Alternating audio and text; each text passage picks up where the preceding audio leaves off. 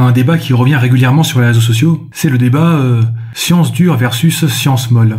Donc mathématiques, physique, biologie versus philosophie, anthropologie, sociologie. Certaines personnes soutiennent que seules les sciences dites dures permettent de produire des connaissances solides et fiables. Et d'autres rétorquent « Non monsieur, les sciences humaines sont des sciences !» avec un S majuscule. Alors je voudrais dire plusieurs trucs par rapport à tout ça.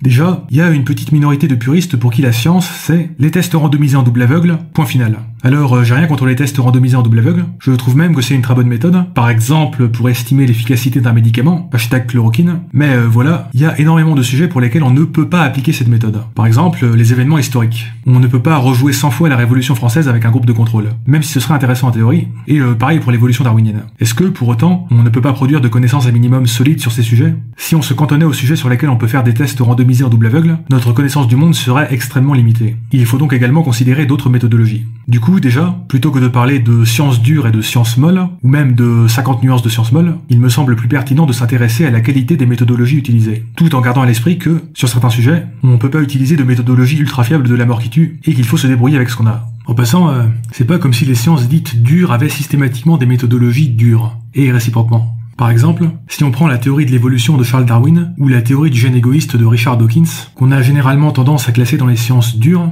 c'est pas vraiment des formules de maths ou des relevés expérimentaux. Il peut y en avoir, bien sûr, mais ces théories s'appuient également sur tout un ensemble d'observations très littéraires, s'il faut se dire. Et c'est pas une critique, Encore une fois, on fait avec ce qu'on a. Inversement, certaines études sociologiques peuvent être extrêmement chiffrées. Par exemple, sur tout ce qui concerne les inégalités de revenus ou la reproduction sociale. Sur ces sujets, il y a énormément de données quantitatives à exploiter. Ce qui ne veut pas dire que ces études seront automatiquement fiables, bien entendu. Mais une fois qu'on a dit ça, il faudrait pas non plus se contenter de remplacer une hiérarchie des domaines d'études par une hiérarchie des méthodologies. Parce que pour tout type de méthodologie, il y a du très bon et du très mauvais. Par exemple, quand on entend études médicales, ça nous évoque a priori des méthodologies assez solides.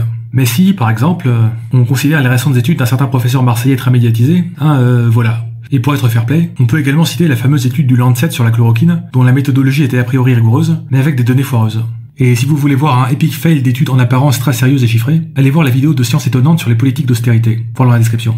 Inversement, on peut monter des cas très solides avec des méthodes qu'on serait tenté de qualifier de pas rigoureuses. Par exemple, en ce moment, je suis en train de lire le livre Twitter and Tear Gas, voir dans la description, écrit par une sociologue qui a passé plusieurs années à se documenter sur les mouvements sociaux issus d'Internet. Alors certes, c'est essentiellement du recueil de témoignages, mais il me semble raisonnable de dire que cette personne a une bien meilleure compréhension des mouvements sociaux d'Internet que, par exemple, votre oncle Hubert qui a même pas Internet. Et encore une fois, les carnets de Darwin qui ont débouché sur la théorie de l'évolution, c'est essentiellement des observations très ponctuelles et qualitatives. Bref, plutôt que de parler de sciences dures ou molles, ou de méthodologie dure ou molle, on devrait plutôt concentrer le débat sur la qualité et la solidité des méthodologies employées, peu importe leur nature, en gardant à l'esprit qu'il peut y avoir des études toutes pourries avec des méthodologies toutes pourries dans absolument n'importe quel domaine. Donc restons vigilants. Et on devrait peut-être aussi arrêter de faire du fétichisme autour de certains mots, ou de certaines expressions. Par exemple, le mot science avec un grand S, dont se revendiquent certains défenseurs des sciences naturelles, et dont aimeraient bien se reparer certains défenseurs des sciences humaines, en réaction. Ce qui serait pas forcément beaucoup plus subtil, au final. Au minimum, calmons-nous avec les majuscules.